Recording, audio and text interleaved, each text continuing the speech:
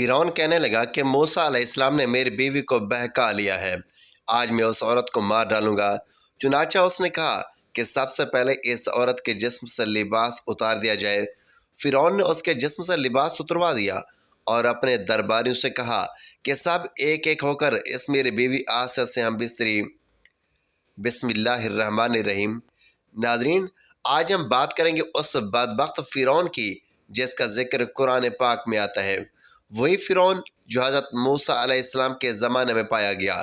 فرعون کا تعلق قبیلہ قبطیہ سے تھا اور کہا جاتا ہے کہ اس کی عمر 400 سال تھی۔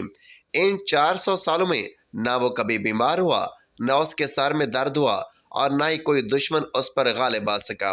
اس کا چہرہ تانبے کی طرح چمکتا تھا، اسی وجہ سے یہودی اسے کبوس کہا کرتے تھے۔ بادشاہ بننے سے پہلے فرعون محنت مزدوری اور تجارت کیا کرتا تھا۔ ایک دن وہ اس مشقت سے تنگ آ کر بازار کی طرف نکلا، جہاں اس کی ملاقات ایک حامان نامی شخص سے ہوئی۔ دیکھتے ہی دیکھتے دونوں بدبختوں کی ملاقات دوستی میں بدل گئی۔ دونوں کام کی تلاش میں شہر کی طرف روانہ ہو گئے۔ ان دونوں شہر میں خربوزے کی خرید و فروخت کا کاروبار بہت چل رہا تھا۔ یہ دونوں ایک خربوزے والے کے پاس گئے اور اس سے کام مانگا۔ خربوزے والے نے کہا کہ میرے خربوزے لے جاؤ، بازار میں جا کر فروخت کرو، جب یہ مال بیچ لو گے پھر میں تمہیں کھانے کے لیے کچھ دے دوں گا۔ یہ بات سن کر فرعون نے حامان سے کہا تم یہیں ٹھہرو، میں خربوزہ لے جا کر بیچ آتا ہوں۔ چنانچہ ایسا ہی ہوا۔ فرعون خربوزہ لے کر شہر کی طرف چلا گیا۔ جب وہ وہاں پہنچا تو دکانداروں سے خربوزے خریدنے کی بات کی، مگر دکانداروں نے کہا ہم تو سودا ادھار پر خریدتے ہیں اور فروخت کے بعد اس کی رقم ادا کرتے ہیں، یہی یہاں کا دستور ہے۔ ناظرین، دکانداروں کی یہ بات سن کر فرعون کوئی دیر کے لیے خاموش ہو گیا اور پھر اسی وعدے پر وہ خربوزے فروخت کر کے واپس آ گیا۔ واپسی پر اس نے خربوزے کے مالک سے کہا کہ مجھے یہ کام اچھا نہیں لگتا۔ یہ کہہ کر فرعون وہاں سے چلا گیا۔ اب فرعون کسی ایسے کام کی تلاش میں تھا جس سے وہ زیادہ سے زیادہ مال و دولت اور روپیہ پیسے کما سکے۔ چنانچہ وہ بادشاہ مصر کے دربار میں پہنچا اور خدمت میں عرض کی میں بہت دور سے آیا ہوں، میں غریب ہوں، بھوکا پیاسا ہوں اور کسی کام کی تلاش میں ہوں۔ مہربانی فرما کر اپنی سلطنت مصر کے کسی شہر میں بطور فدیہ مجھے کوئی خدمت دے دی جائے تاکہ میں عزت سے روزی کما سکوں۔ یہ سن کر بادشاہ مصر نے پوچھا تم کون سا کام کرنا چاہتے ہو؟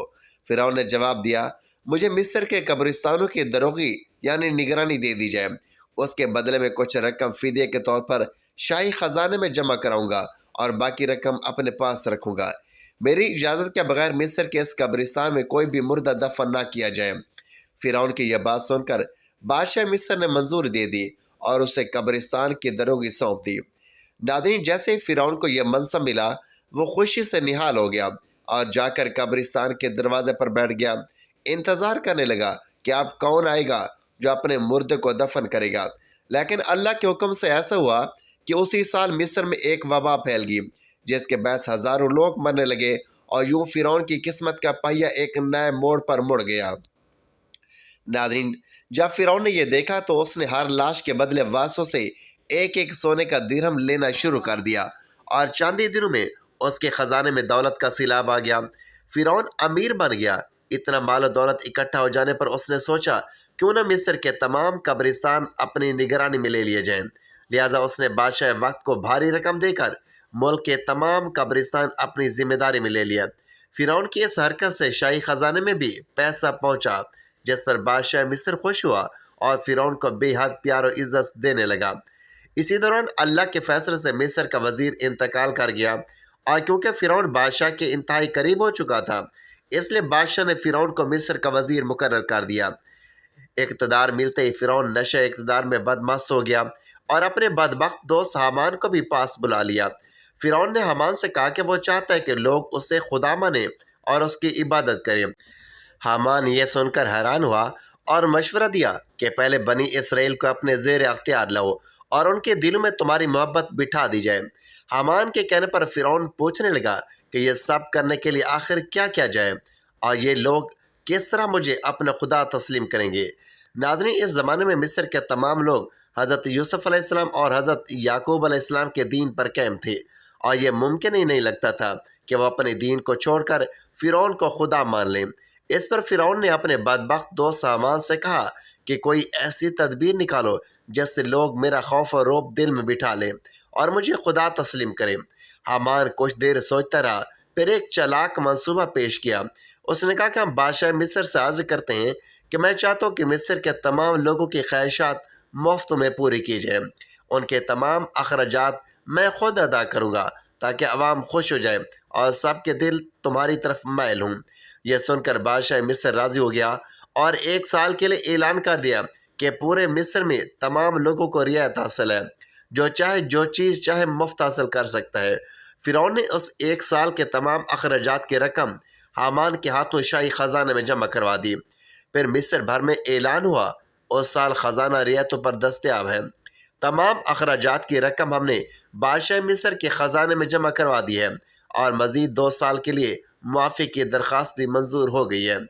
یہ سن کر مصر کے لوگ خوشی سے نہال ہو گئے، وہ فرعون کے گن گانے لگے اور اس کی ترقی و عزت کے لیے دعائیں کرنے لگے۔ عوام فرعون کے نام سے متاثر ہو گئی، جبکہ چند ہی دنوں بعد اللہ کے حکم سے بادشاہ مصر اپنی موت آپ مار گیا اور اس کا کوئی وارث بھی نہ تھا جو تخت شاہی سنبھالتا۔ یوں تقدیر نے ایک نیا موڑ لیا اور وہ موقع فرعون کے ہاتھ آ گیا جس نے اس کی زندگی کو ہمیشہ ہمیشہ کے لیے بدل ڈالا۔ ناظرین، اس طرح مصر کے بادشاہ کی تدفین کے بعد 3 دن تک سوگ منایا گیا اور چوتھے روز مصر کے تمام لوگ دربار شاہی میں حاضر ہوئے اور بحث کرنے لگے کہ بادشاہ کے تخت پر کس کو بٹھایا جائے، کیونکہ ملک بادشاہ کے بغیر نہیں چل سکتا۔ چنانچہ اس وقت مصر کے لوگوں نے فرعون کی وہ نیکی یاد رکھی کہ اس نے 3 برس کا خزانہ عوام پر معاف کر رکھا تھا اور ان کے اخراجات اپنے خرچے سے بادشاہی خزانے میں جمع کروائے تھے۔ اسی لیے مصر کے تمام لوگ فرعون کے اس احسان سے بہت خوش تھے۔ فرعون کو یہ خیر خواہی دیکھ کر عوام نے اس بدبخت فرعون کو تخت بادشاہی پر بٹھا دیا اور یوں فرعون مصر کا بادشاہ بن گیا۔ فرعون کے تخت پر بیٹھتے ہی اس نے اپنے دوست حامان کو مصر کا وزیر مقرر کر دیا اور فوراً ہی حامان سے کہا کہ اب پورے مصر میں ہماری بادشاہت قائم ہے، ہم جو چاہے کر سکتے ہیں۔ فرعون نے حامان سے کہا کہ کوئی ایسی تدبیر نکالو جس سے مصر کے تمام لوگ مجھے اپنا خدا ماننے لگے اور میری عبادت کریں۔ حامان نے بدبختانہ مشورہ دیا کہ جتنے بھی علماء دین تدریس کریں ان سب کی تدریس بند کر دی جائے اور لوگوں کے درمیان دین حق کی تبلیغ کا سلسلہ مٹایا جائے تاکہ لوگوں کو آہستہ آہستہ اپنے دین سے دور کیا جائے اور آئندہ نسل دین سے لا علم اور جہل پیدا ہو۔ ناظرین، چنانچہ حامان کی یہ بات سن کے فرعون نے فوراً حکم جاری کر دیا کہ مصر میں کوئی بھی شخص درس و تدریس نہیں کرے گا ورنہ اسے قتل کر دیا جائے گا۔ فرعون کے اس ظالمانہ حکم کے بعد پورے مصر میں تعلیم و تدریس کا سلسلہ ختم ہو گیا۔ لوگوں نے پڑھنا لکھنا چھوڑ دیا اور علم کا نور ماند پڑ گیا۔ وقت گزرتا گیا اور رفتہ رفتہ تمام لوگ جاہل اور نادان بن گئے، یہاں تک کہ وہ اپنے حقیقی خدا اللہ تعالیٰ کو بھی بھول بیٹھے۔ مصر کے لوگ اس قدر جاہل ہو گئے کہ جانوروں کی طرح زندگی گزارنے لگے۔ اسی دوران فرعون نے ایک اور حکم جاری کیا کہ مصر کے تمام لوگ اپنے گھروں میں بت بنائیں، انہیں سجدہ کریں اور ان کی پوجا کریں۔ فرعون کا یہ حکم پاتے ہی ایک بڑی قوم نے بت پرستی شروع کر دی اور دیکھتے ہی دیکھتے یہ شرک و گمراہی پورے ملک میں پھیل گئی۔ 20 برس تک لوگ بتوں کی عبادت کرتے رہے۔ پھر ایک دن فرعون نے مصر نے ایک اعلان کروایا اور لوگوں سے کہا، میں ہوں تمہارا سب سے بڑا رب، نعوذ باللہ۔ ناظرین، قرآن پاک میں بھی فرعون کے انہی گستاخانہ الفاظ کا ذکر موجود ہے۔ اس طرح کئی سالوں تک مصر کے لوگ شرک میں مبتلا رہے، یہاں تک کہ جب ان کے دلوں سے توحید کا چراغ بجھ گیا تو فرعون نے ایک نیا ظلم و ستم کرنے والا حکم دیا کہ اب اپنے گھروں کے تمام بت توڑ دو اور صرف مجھے خدا مان کر میری عبادت کرو۔ چنانچہ فرعون کا یہ حکم سنتے ہی لوگوں نے اپنے بت توڑ ڈالے اور فرعون کی پوجا شروع کر دی۔ اب مصر کی قومیں فرعون کو رب ماننے لگی، مگر یاد رہے کہ قبطی قوم کے علاوہ کوئی اور قوم فرعون کو خدا نہیں مانتی تھی۔ ناظرین، قبطی قوم وہ واحد قوم تھی جو فرعون کو اپنا خدا مانتی تھی، باقی تمام لوگ اللہ کی وحدانیت پر یقین رکھتے تھے اور صرف اللہ تعالیٰ کو اپنا رب مانتے۔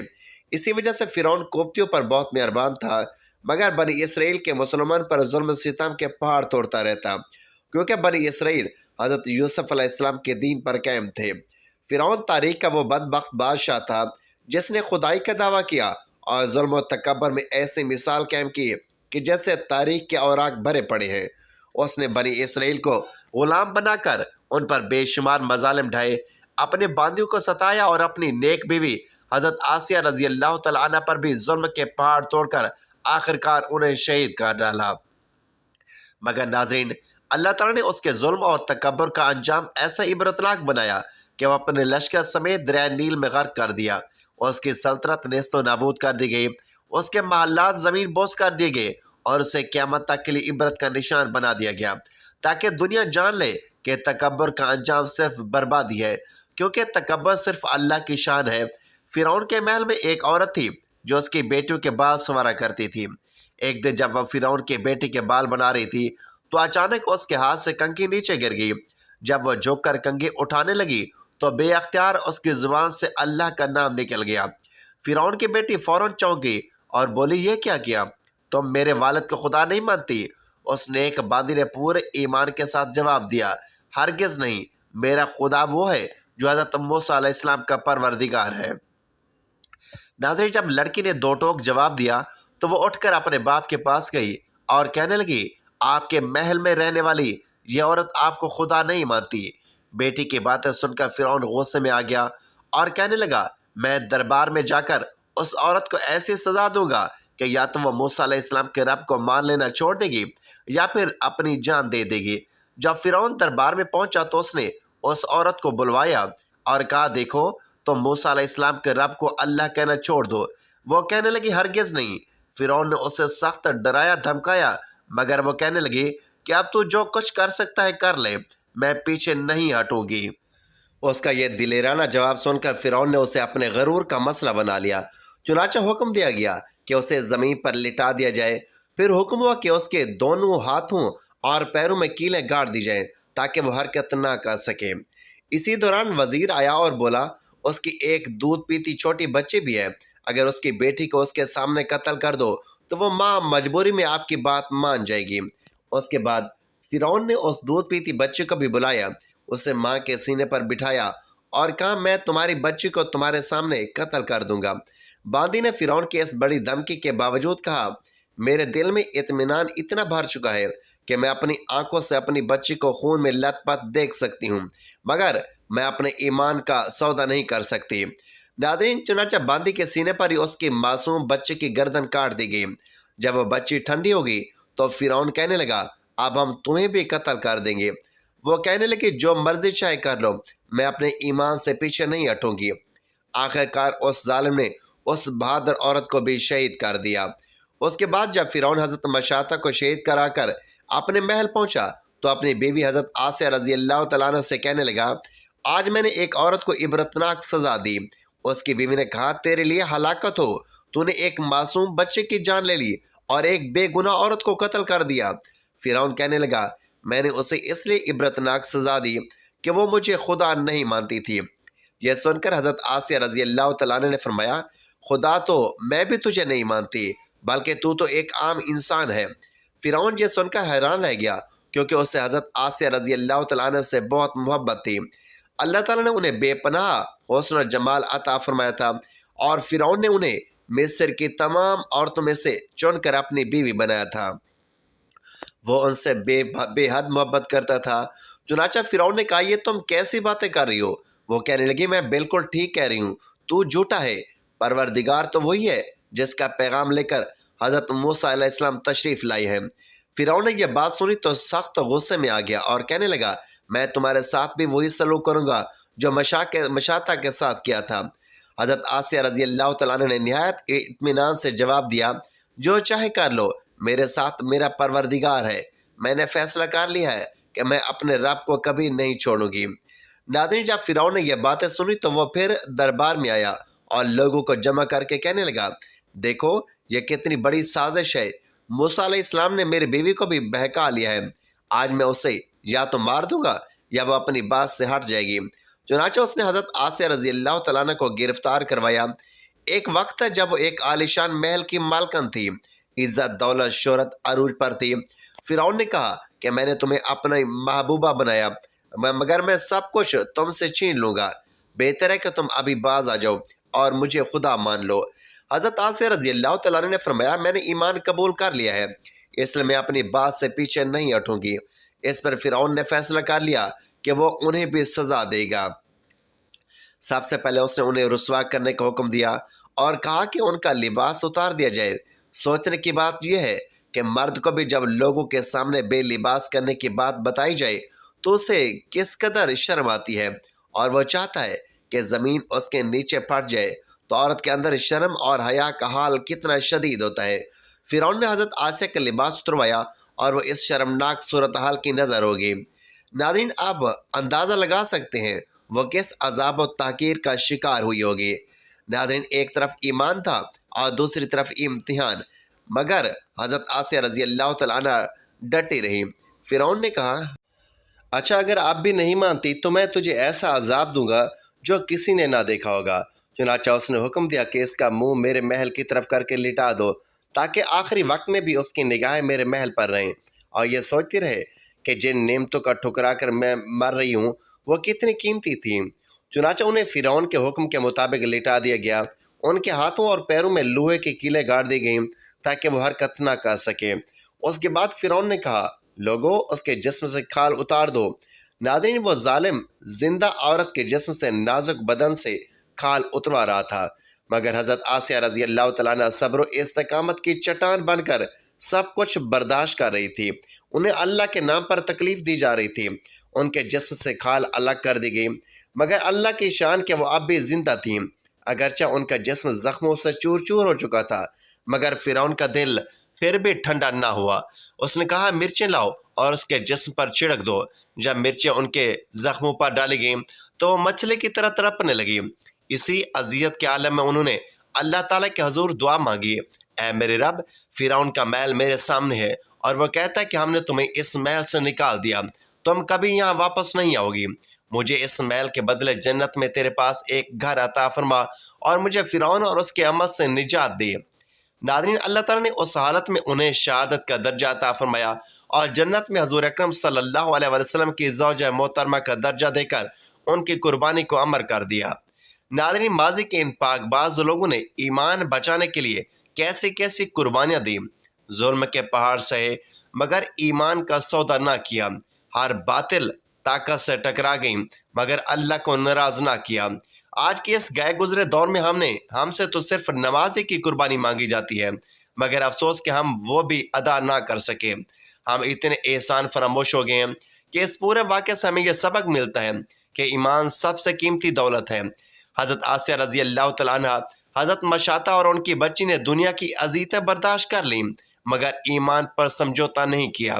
دنیا فانی ہے اور آخرت باقی ہے۔ فرعون کے پاس طاقت، دولت اور شان و شوکت سب کچھ تھا، مگر وہ عبرت کا نشان بن گیا۔ جبکہ حضرت آسیہ رضی اللہ تعالیٰ عنہ نے دنیا کی تکلیف برداشت کی اور جنت میں ہمیشہ کی نعمتیں حاصل کی۔ ظلم کبھی قائم نہیں رہتا۔ اللہ تعالیٰ ظالم کو مہلت دیتا ہے مگر معاف نہیں کرتا۔ صبر و استقامت ایمان کی علامت ہے۔ حضرت آسیہ رضی اللہ تعالیٰ عنہ نے ناقابل برداشت تکلیف سہ کر بھی صبر کیا اور اپنے رب پر یقین رکھا۔ حق ہمیشہ غالب آتا ہے۔ موسیٰ علیہ السلام کی سچائی کے سامنے فرعون کی طاقت مٹی میں مل گئی۔ عورت کی غیرت و ایمان کی مثال حضرت آسیہ رضی اللہ تعالیٰ عنہ نے قائم کی، جو قیامت تک ایمان والی خواتین کے لیے نمونہ ہے۔ ایمان کے بدلے آزمائش آتی ہے، کیونکہ اللہ تعالیٰ اپنے بندوں کو ہی آزماتا ہے تاکہ ان کے ایمان کی سچائی ظاہر ہو۔ آخرکار یہ واقعہ ہمیں سکھاتا ہے کہ دنیا کی وقتی راحتوں کے مقابلے میں ایمان، صبر اور اللہ پر یقین ہی اصل کامیابی ہے۔ جو اللہ کے لیے ڈٹ جائے وہ کبھی رسوا نہیں ہوتا، بلکہ اللہ تعالیٰ اسے دنیا اور آخرت میں عزت عطا فرماتا ہے۔